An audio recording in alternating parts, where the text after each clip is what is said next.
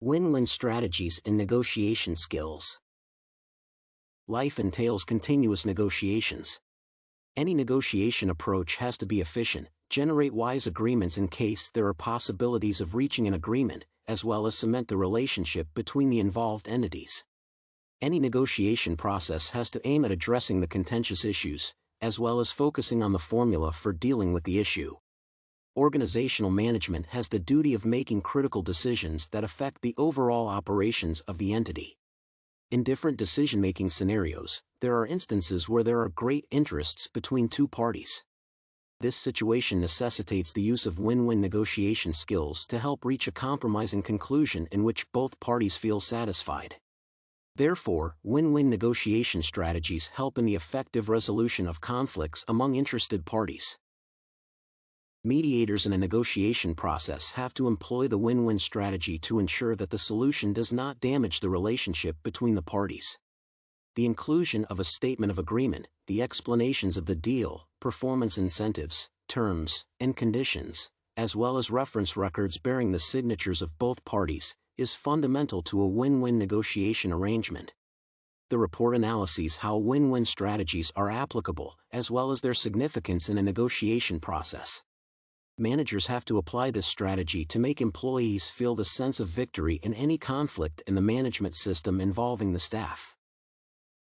For a negotiation process to be effective, the parties should not act in ways that can outrightly disadvantage the other. For example, playing hardball and preparing in detail and valid gamesmanship make other parties lose out in the negotiation. These manipulative approaches destroy trust and relationships between parties. In win-win strategies, openness and honesty form the foundation of the negotiation process. During negotiation, one should remain patient and professional and not confuse the process with confrontation. In addition, the parties should avoid blame games if they cannot fully achieve their objectives, since the whole process is like splitting the pie down the middle, as Ghamami notes. Managers have to comprehend the needs of the parties in the negotiation.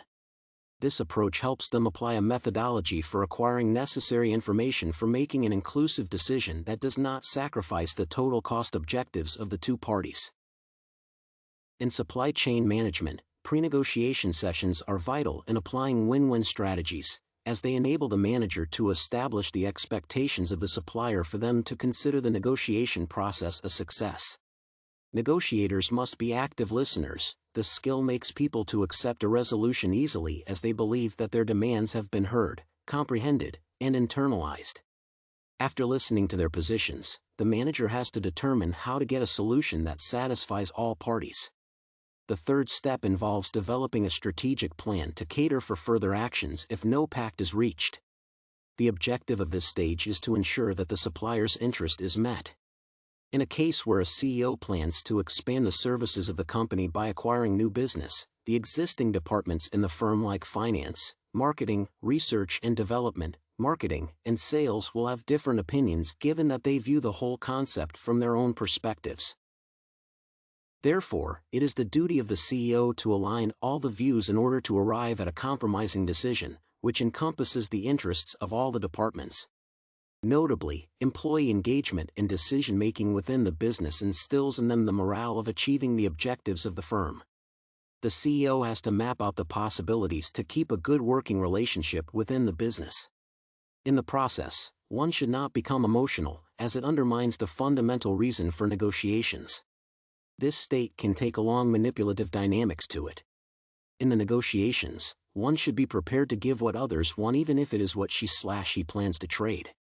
However, the person can negotiate for compensation to make him or her comfortable with the final agreement. Both parties in the negotiation have to avoid negative thoughts about the entire process in order to accept the resolutions. Having such thoughts can outrightly destroy good relationships, hence killing the business milieu. Win-win strategies employ the use of good communication skills to cement a rapport with all stakeholders of a business entity. Markedly, to persuade the parties in the negotiation to agree on a given resolution, great communication skills prove indispensable. A business that uses win-win strategies in its negotiations builds trust with the local communities, vendors, customers, and employees. Even in setting of goals, negotiations have to occur. The parties tasked with the responsibility of fronting an establishment's a win-win negotiation drive have to carry out a selfless scrutiny that entails a correct assessment of the establishment's strengths and weaknesses in light of the goals and objectives of the group, as well as the ambitions of the other party. This elemental goal setting will allow the group to direct its attention on issues that are critically relevant to the group, thus aiding in avoiding time wastage and indulgence in inappropriate concerns. When a business reaches a compromising solution with its stakeholders, it easily gains a competitive advantage over its competitors. According to Schonewille and Merks, managers have to appreciate the existence and applicability of key codes that guide win-win negotiations.